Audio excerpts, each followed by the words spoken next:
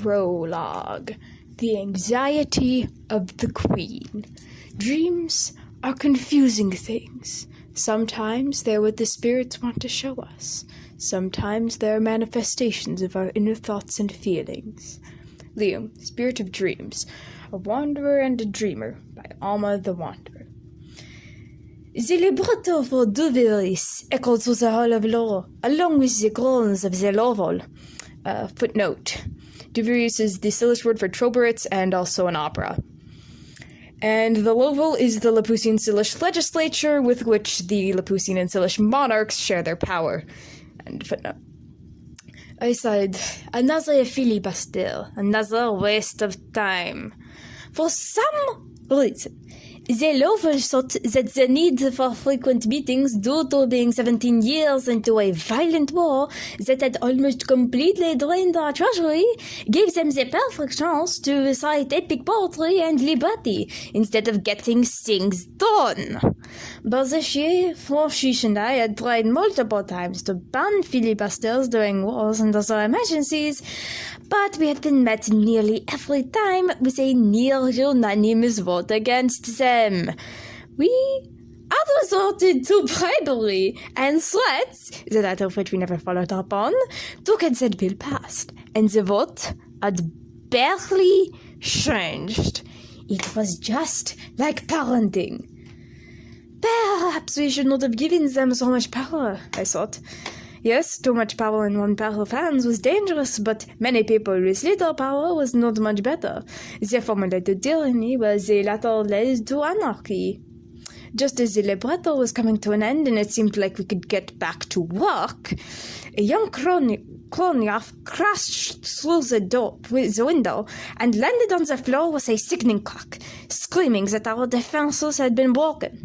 I jumped out of my ornate seat, followed closely by my successor as Minister of Defense, and we flew as fast as we could to the barracks to mobilize the army. A young woman shrieked, "Maman! Lucy!"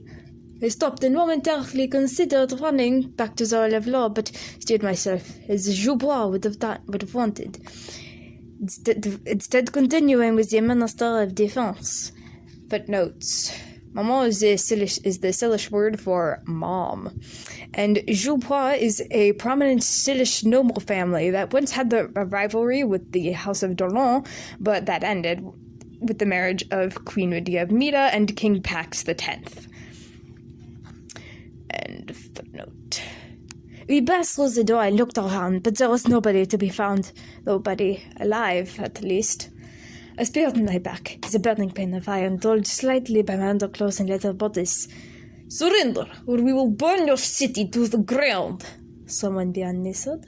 "And I am sure you will not if we do surrender," I thought, sarcastically. I opened my mouth to respond and woke up in my bed. My crown was on the table next to me and my shoes were by the door. The dragons were not there. It was just a bad dream, I thought to myself. I looked out the window. It was hard to tell out the time with how thick the trees were, but the glow of mushrooms and the delimus told me that it was still night. But no, to delimus are small firefly-like hideoutlings who live in Syl, which were wanted to improve the lighting. Though I could not see it, I knew the war still raged outside, blockade runners on both sides, trying to break through with supplies and support. I tried to get back to sleep, but found that I could not. The dream kept replaying in my head. What if that happens? What if we fall like Vix and Powatina? We have been under siege for months now. When will the walls fail? When will my town get stormed? What will happen to the Commonwealth? What will happen to Flossie? Am I going to lose another? Oh my goodness. I shut my eyes tight, trying desperately not to cry about how I was alone in this room, and Jules was empty. Jules, Passagier, Marsa, Herbes, Marché, Suzel, Chedel, Shaw, Minerva, Solval, Swordol. San Aurelius and his brother disappeared. Joubois would have said, been spending too much time with Dolan, that it was only 10 people, well, 12 including Lady Norm's sons, but it was not certain they were dead. Footnote, Dolan is the Sylish royal family descended from the Sylvia of the rivers and they shared the troubadour. Zero says that it was war, and it could have easily been far worse, so why was I complaining? But my marriage to Pasachia told me many things. It told me to be more optimistic compared to Jupo's teaching to expect the worst, since that was often how war was. It taught me that any loss of life, no matter the size, was a